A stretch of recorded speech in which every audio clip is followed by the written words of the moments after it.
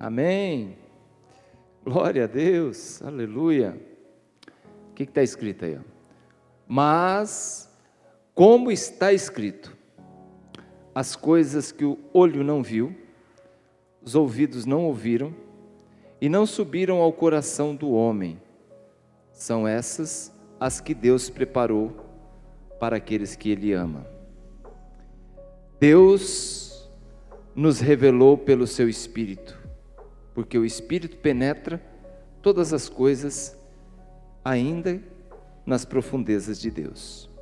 Porque qual dos homens sabe as coisas do homem, senão o Espírito do homem, que nele está? Assim também ninguém sabe as coisas de Deus, senão o Espírito de Deus. Mas nós não recebemos um espírito do mundo, mas o Espírito que provém de Deus, para que pudéssemos conhecer o que nós é dado gratuitamente por Deus, as quais também falamos, não com palavras que a sabedoria humana ensina, mas com aquilo que o Espírito Santo ensina, comparando as coisas espirituais com as espirituais. O homem natural não compreende as coisas do Espírito de Deus, porque lhe parecem loucura, e não pode entendê-las, porque elas se discernem espiritualmente. Mas o que é espiritual, discerne bem tudo, e ele de ninguém é discernido. Porque quem conheceu a mente do Senhor, para que possa instruí-lo? Mas nós temos a mente de... Nós temos a mente de quem? Cristo. Amados, pode sentar? Glória a Deus. Nós temos um compromisso eterno na nossa vida cristã. Uma das coisas que nós devemos saber, carregar, levar para sempre nas nossas vidas, é um compromisso que nós temos, que é acreditar em Deus, seja lá em qual for a situação, em qual for a circunstância, nós temos que crer que Deus é Deus. Nós somos pequenos, nós somos fracos, nós somos falhos. Deus não, Deus é grande, Deus é bom. Independente da situação, nós temos que colocar a nossa esperança no nosso Deus. Amém? Até aí, fechou com todo mundo. Mas também, nós temos que acreditar naquilo que nós somos. Nós temos que acreditar também em nós mesmos. Além, que Deus está na prateleira de cima, desce para a gente. E aí? O que eu faço comigo? Eu tenho que acreditar também no meu potencial. A autoestima de muitos é baixa, por quê? Não acreditam em si mesmo. As pessoas entram muitas vezes num processo de tristeza profunda, porque não investem no potencial que possuem. Ficam sempre esperando a misericórdia e a graça de outro. O que o outro acha? Que eu dependo do outro para me avaliar. Não. Que Deus coloca no nosso coração hoje, na sua palavra, é que nós devemos nos valorizar, porque nós somos de Deus, nós temos a mente de Cristo, e Cristo não é raso. A mente de Cristo, a palavra do Senhor nós lemos agora, é profunda. Nós não devemos viver na superfície, surfando. Essa coisa de surfar não é bíblico. Nós temos que navegar em águas poderosas, em águas profundas. Nós temos que saber que Deus é conosco, que Ele vai conosco, que o inimigo pode se levantar, que todas as situações podem se levantar, mas eu acredito no potencial que eu tenho em Cristo Jesus, porque eu tenho a mente de Cristo. Eu não posso. 12, 13, 14 anos atrás eu preguei uma mensagem que chama-se coitadice aguda, que as pessoas sofrem. Coitadinho de mim. Não, mente de Cristo, gente, não cabe. Não cabe esse tipo de sentimento, de ser coitado, de ser vítima, de ser isso, de ser aquilo, viver ali só no raso. Não, nós temos que nos aprofundar isso. Deus muitas vezes Ele acredita no seu servo, Ele acredita no potencial do seu filho, Ele acredita no potencial da sua filha, mas o servo se acha um coitado, sem capacidade. Olha o que Deus falou para Moisés, para Josué, para Gideão, para Davi, quando se viram em situações de medo, de incerteza. Os termos que Deus falava para com esses homens, o que era? Levanta-te, sede forte, corajoso, não tema, tenha a mente de Cristo. Nós não servimos um Cristo covarde, que retrocede. Estou com um problema em casa, retrocedo. Estou com um problema no casamento, retrocedo. Estou com um problema no trabalho, retrocedo. Olha para o problema, encara ele, seja forte, mente de Cristo. Que dia que Jesus retrocedeu? O dia no Getsemane? Não. Carregando a cruz nas ruas estreitas de Jerusalém? Não. Antes da primeira pancada do martelo no cravo na sua mão, no Gólgota? Não. Foi até o fim. Mente de Cristo era: vou salvar esse mundo, vou salvar aqueles que se entregarem a mim.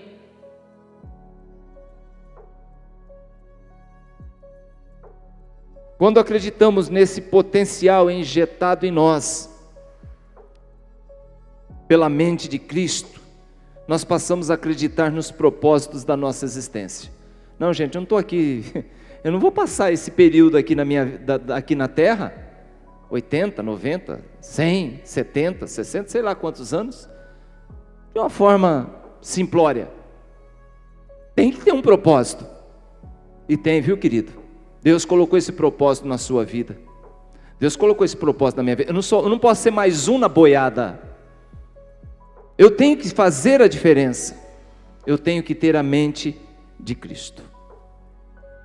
Eu tenho visto, infelizmente, no meio do povo de Deus, um povo triste, um povo apático. E olha que é um povo escolhido, viu? Gente que tem um potencial tremendo.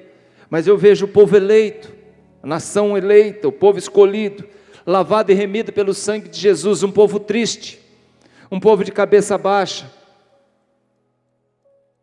um povo que não sorri com alegria. É diferente você sorrir e sorrir com alegria. É diferente o sorriso com alegria do sorriso para selfie, para colocar no seu status. Deus não quer assim. Deus quer que nós venhamos a sorrir com alegria. Deus é um Deus festeiro. Deus é um Deus de alegria. Tudo que Deus fez no Éden, Ele falou assim: bom. Deus se sentiu satisfeito. Mas eu tenho visto um povo triste. Um povo que parece estar carregando um caminhão de angústia, de tristeza. E é o povo de Deus. Não estou falando dos de fora, não. Estou falando daqueles que conhecem a Cristo, que deveriam saber que têm a mente de Cristo. Cheio de tristeza, medo, angústia. Nós vivemos num mundo, realmente, nós vivemos num mundo de tribulação. Nós vivemos num mundo difícil. Mundo de problemas, em todas as áreas. Saúde, sociedade, relacionamentos, problemas financeiros.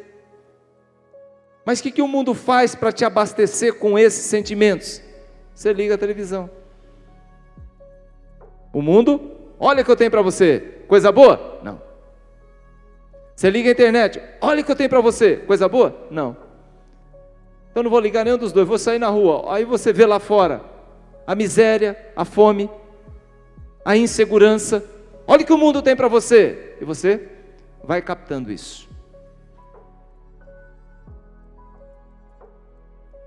Hoje, no epicentro de uma pandemia, nós vemos um povo com medo, encolhido, dividido no nosso país entre a política e a ciência, e dá para dividir até em três: a política, a ciência e a fé. Nós vemos um povo disperso, sem saber em quem acredita. Vemos um povo enterrando seus mortos, preocupado e chateado pela perda, mas não preocupado com a salvação daquele que morreu. Quantas pessoas morreram no mundo? No Brasil, quantos alcançaram o céu? Quantas pessoas realmente alcançaram o céu? Mas isso não mexe com as pessoas. Era o momento, meu irmão, da gente mobilizar as igrejas, em vez de ficar fazendo carreata indo para Brasília, para pedir apoio para abrir igreja de volta, deveria fazer um outro tipo de trabalho, buscando a conversão das pessoas, da população, pregando o evangelho, dizendo: gente, fique em paz, que Deus está no controle, entregue sua vida a Cristo, ao invés de ficar defendendo esse ou aquele político. São crentes miseráveis, que não têm a mente de Cristo. Você não vê na Bíblia Jesus Cristo defendendo político nenhum.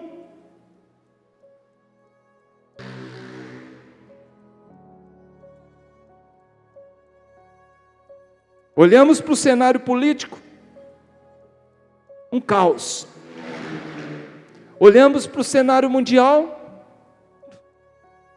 nós vemos guerra, migração de povos fugindo do seu país, pedindo asilo político. Nós vemos fome, nós vemos a peste matando, vemos o desemprego, problemas na educação, na saúde, na economia, na segurança, na depravação moral, na profanação ao santo, a devastação da natureza em detrimento de dinheiro e ganância. Estava vendo carretas e carretas de madeira saindo lá do Pará, deu vontade de chorar. A maioria dos casamentos se acabando antes dos primeiros 10 anos, isso é estatístico, 60%. Vai acabar antes de completar 10 anos, vai haver separação.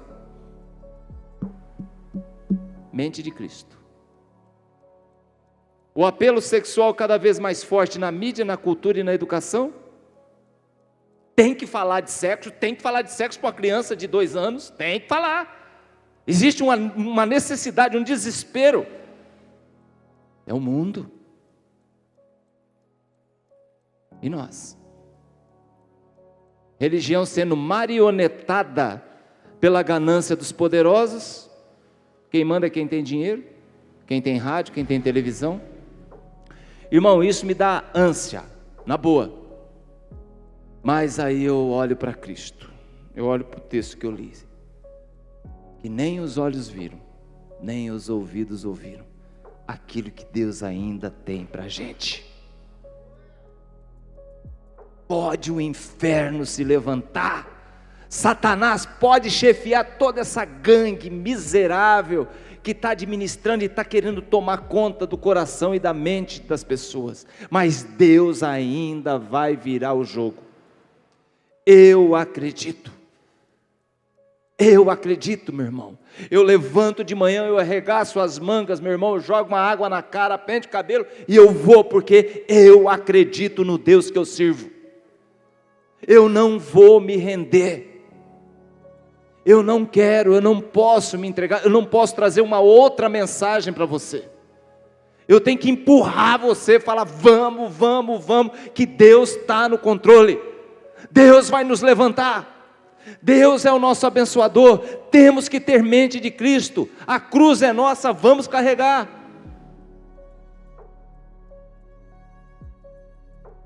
Nós fomos chamados, meu irmão, por Deus. Não fomos chamados para nos encolher. Não fomos chamados para nos esconder e nos colocarmos na fila dos derrotados. Não. Eu me nego a entrar nessa fila. Eu me nego a entrar nessa fila daqueles sem perspectiva, sem esperança, daqueles que não vê o futuro, daqueles que perderam a fé. Eu me nego a entrar nessa fila. Não fomos escolhidos desde o ventre da nossa mãe para terminarmos como derrotados. Deus nos chamou para uma obra, Deus nos chamou para um propósito, Deus nos colocou em nós a mente do Filho dele, a mente de Cristo. Nós somos formados na escola de Cristo. Nós somos famosos pela nossa história, pelas nossas conquistas na história cristã da humanidade. O povo cristão é um povo vencedor, gente.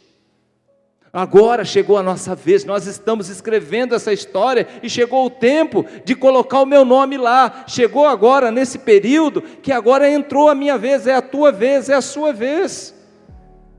Quantos tombaram no caminho, defendendo a fé? Quantos missionários, quantos pastores, quantos homens de Deus, quantos discípulos, quantos apóstolos? Agora chegou a nossa vez. Eles entregaram não, eles foram até as últimas consequências por amor a Deus e por ter a mente de Cristo. Chegou a nossa vez, a gente retrocede. Não, meu nome vai estar lá, o seu vai estar lá. Nós fizemos parte também de uma geração, e os nossos netos, bisnetos, tataranetos vão contar a história, e o nosso nome estará lá. Meu pai, meu avô, meu tio esteve, eles fizeram, eles se levantaram, eles foram fortes, eles se animaram em Cristo, porque eles tinham a mente de Cristo. Eu não posso retroceder, eu não posso ser mais um na boiada, eu tenho que me levantar. Não aceitamos derrotas. Não aceitamos derrotas. Somos filhos de Deus que não aceita derrotas, irmão. Porque se você, sendo filho de Deus, você foi derrotado, se você foi derrotado por um inimigo de Deus, sim ou não? Porque Deus não vai te derrotar. Não é Deus que está lutando contra você. Se você é filho de Deus, se você é um escolhido de Deus, se você é um guerreiro de Deus, e você é derrotado, então não foi por Deus que você foi derrotado. Então eu me nego. Pode parecer um pouco ousado a nossa atitude. Não, pastor, você falou assim que nós, né, tudo isso aí e tal, a nossa atitude, mas derrotado é o diabo, irmão. Nós não. Ele foi liquidado. Jesus pisou na cabeça dele, no Calvário. Nós vencemos o maligno através de Jesus Cristo. Por nós mesmos, estaríamos perdidos. Mas aí entrou Cristo. Entrou Cristo. O mundo pode ser um ambiente onde nós vivemos, temos que nos adequar, mas sem nos vender a Ele. Nós podemos nos adequar e nos ajustar às questões que o mundo oferece, existe, está aí. Mas se vender a Ele, nós não podemos, não. As doenças que aqui foram plantadas, o ódio que aqui foram disseminados, a religião que aqui foi contaminada, a fome que aqui foi estabelecida, as pragas e catástrofes que nós vimos, são todos inimigos que cairão por terra em nome de Jesus, porque Deus é grande, Deus é maior.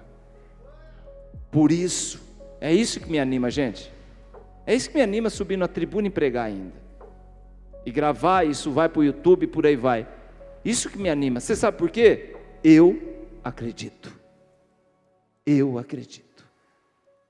nós temos que acreditar na espada da justiça de Deus. Deus é amor, sim, mas Deus é justo. Deus, nós estamos vivendo no tempo da graça, não existe mais espada de Deus. Se não existe mais espada de Deus, então não existe mais justiça. Deus é justo, meu irmão. Então eu tenho que acreditar na espada da justiça de Deus, sim. Eu tenho que acreditar em nossa salvação através da cruz do Filho de Deus, na cruz do Calvário, sim. Eu tenho que acreditar que para aqueles que vivem em Cristo, dias melhores virão nesse tempo, sim. Nós não fomos salvos para sermos derrotados. Que graça tem? Para sermos perdedores. Nós fomos salvos, nós fomos levantados para vencer o mundo. Recebemos sim um bilhete nas Sagradas Escrituras escrita por Cristo, aonde no bilhete ele diz: olha, no mundo tereis aflição, mas tende bom ânimo, porque eu fui derrotado pelo mundo. É assim que está na sua Bíblia ou não? Não? O que ele diz? Tende bom ânimo, pois eu... Aí ele venceu. Mente de Cristo. Tende bom ânimo, pois eu venci o mundo. Então nós não fomos enganados por Cristo. Cristo foi honesto conosco ao dizer: tem luta, viu gente? Tem batalha. Tem situações aí, tem aflição, mas fica firme, que a vitória vem. Nós vamos vencer. Pastor, mas se nós estamos em Cristo e Cristo já venceu, vamos vencer como? De braço cruzado? De jeito nenhum. De jeito nenhum, porque o desemprego bate à nossa porta todos os dias. A frieza espiritual ronda toda a portinha de igreja que está aberta, a frieza espiritual está lá dentro, rondando, passeando e dançando. Nós vemos problema nas famílias, em geral, todo tipo de problema. Mesmo assim, eu acredito que Deus é Deus. Eu acredito que Deus tem as rédeas da história nas suas mãos. O que devemos fazer, pastor? Lutar. Não se entregar. Tiver que morrer pela causa, nós vamos morrer pela causa, mas nós temos que lutar, orar, remar, edificar, sermos fiéis a Deus, sobretudo sermos fiéis a Deus. Nós temos um grande desafio nesse século, que é enfrentar os problemas que estão aí na nossa frente, no cotidiano. E nós temos que prestar muita atenção. Vivemos num mundo digital, virtual, onde que engessou a vida de muita gente. As pessoas agora estão numa poltrona com celular ou com um tablet, com um computador na mão, e ali ele acha que está tudo ali, que a vida está ali, que as necessidades que ele tem está ali para resolver, que se ele precisar de alguma coisa é só procurar ali. Ele sabe que se ali ele consegue informações para tudo. Se ele quiser orar, ali ele só clicar ali, tem um cara orando ali em voz audível. Ah, obrigado, Cid Moreira. Aleluia. Se ele quiser um louvor, ele aperta um botão, ele não precisa cantar, mas se ele apertar o botão lá, o louvor sai. Se ele quiser uma pregação, não precisa ir na igreja. Eu coloco lá, né? No YouTube eu acho, e essa pessoa está afundada no sofá. Você percebeu o que nós estamos vivendo, e trabalhando, e sentindo, e respirando? Parece que o mundo vem formatando as pessoas. O formato do mundo está, o mundo está assim, está esculpindo, né? É a forma do mundo que muitos estão aí fazendo parte agora. Muitas pessoas, para respirar nesse mundo, se formata ao mundo. Não tem amigos na sua vida? Ah, pastor, você que pensa, eu tenho milhares no meu celular. Meus amigos que me seguem no meu Instagram, tenho bastante, hein? Bastante. Tá bom, você vai para o hospital agora, você precisa de uma transfusão de sangue, quero saber os seus amigos, 30 mil amigos que você tem. Não tem amigos, os amigos são virtuais. Não tem ideias próprias, toda ela no copia e cola. Tira do computador essa ideia aqui, ó. Essa ideia é boa. Quer dizer, não exercita a mente na criação. Não leia mais. Não lê mais. Cabeceira da cama não tem mais livros, não tem nem a Bíblia. Hoje é um celular que ocupa o honroso lugar na cama. A maioria das pessoas, a última coisa que faz antes de pegar no sono é dar uma olhadinha no celular. E a primeira coisa que faz é ver se tem alguma coisa nova no celular. Nós estamos nos dias de hoje, nos formatando ao mundo em todas as áreas. Alimentação, trabalho, espiritual e por aí vai. Sabe o que está acontecendo, gente? O mundo está ganhando. A palavra, no capítulo 12 de Romanos diz: rogo-vos, pois, irmãos, pela compaixão de Deus, que apresenteis os vossos corpos em sacrifício santo e agradável a Deus, que é o vosso culto racional. Vai prestando atenção. Não sedes conformado com este mundo. Ou seja, não deixe o mundo, não entre na forma do mundo. Não deixe o mundo ser a sua forma, mas sede transformado pela renovação do vosso entendimento, para que experimenteis qual seja a boa, perfeita e agradável vontade de Deus. Isso aqui é sério. Não ia nem falar sobre isso, mas já está no caminho. Então nós temos que tomar muito cuidado. Nós temos a mente de Cristo e nós temos que pensar como Cristo, para não cair nessa armadilha que o mundo está nos vendendo. A palavra do Senhor diz que a amizade com o mundo é inimizade com Deus, porque Deus sabe aonde isso vai dar. Amém, amados? Quem entendeu, diga amém. A pressão do mundo, dos avanços, da evolução, tem feito o crente retroceder, porque as mensagens estão chegando, as informações e as notícias estão deixando o crente com medo. Querido, não se entregue, permaneça firme com o Senhor, mente de Cristo. Você é um vencedor. Você é um vencedor. Você tem que saber que a oração, ultimamente ela deixou de ser uma oração de verdade, aquela oração passou a ser uma oração interesseira da parte das pessoas. Parece que não existe mais arrependimento nas pessoas, apenas querem consertar aquilo que erraram. Mas isso não significa que é arrependimento. Não, eu fiz lambança, é verdade. Ai, que Deus me perdoe. Mas isso não é verdadeiro arrependimento. Sabe o que é o arrependimento? Verdadeiro arrependimento? Aquele que é banhado em lágrimas, em choro. Aquele que o camarada se joga no chão e fala: não, Senhor, se pudesse voltar a fita, se eu pudesse, tivesse uma chance novamente, eu faria tudo diferente. Não existe lágrimas de arrependimento. Hoje existe lágrimas do prejuízo. Fez lambança, então eu choro porque o dano chegou. Né, Fábio? É assim. O trabalho tem consumido as pessoas em troca de riqueza. Olha o outro perigo. O trabalho tem consumido as pessoas em troca de riqueza, deixando um rastro de destruição no lar, onde os pais não vêem seus filhos crescerem, onde falta o colo, onde falta o cafuné, onde falta um deitar no colo do outro no sofá, né? O trabalho está consumindo. A igreja deixou de ser a casa do Senhor, passou a ser um lugar onde se aprende a vencer e não se salvar.